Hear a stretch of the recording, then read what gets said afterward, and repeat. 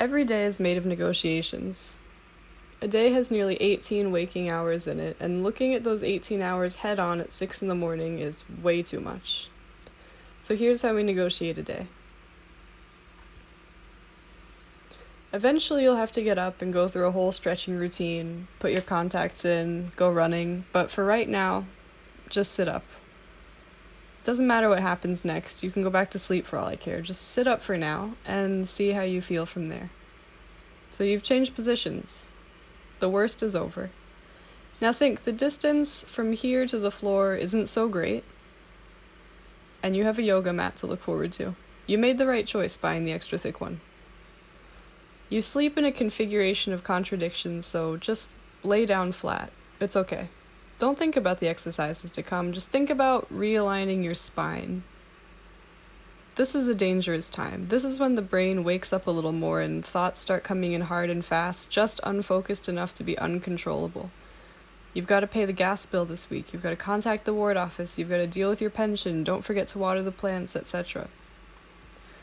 There's only one way to dispel intrusive thoughts, which is to put yourself back in your body. Just do some stretches and you'll feel better. If you don't stretch anyway, you probably won't be able to make it downstairs. Every time you get out of bed, all the small bones in your body crick and crack. Now, if you're going to go so far as to stretch, you might as well do abdominals. If you don't do them every day, you'll lose the habit, and then the next time you have to do them in class, you'll feel hideous.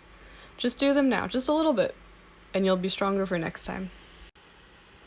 And while you're at it, you might as well do push-ups. You never know when they're going to be sprung on you again in class, and you remember what it was like the first time it happened. He asked, how many push-ups do you think you can do? And you said, maybe 10, not having done push-ups since I was 13. And if there's any motivation in my life, it's not being able to do something. God knows I'll keep going at it until I succeed.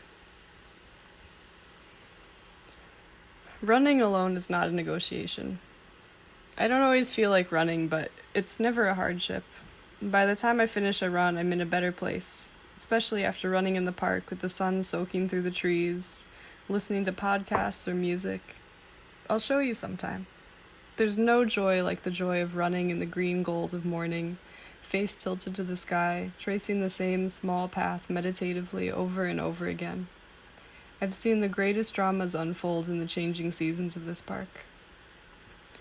And once I get back from the park, the rest of the day is largely a question of momentum. If you can manage to sit up in bed, get off the bed, stretch, do exercises, go running, come back, and start making breakfast, then the rest of the day is just a question of keeping that movement going forward. By the time running endorphins kick in, breakfast can settle in comfortably and slowly, as it's meant to be. And as for what happens next, anything is possible.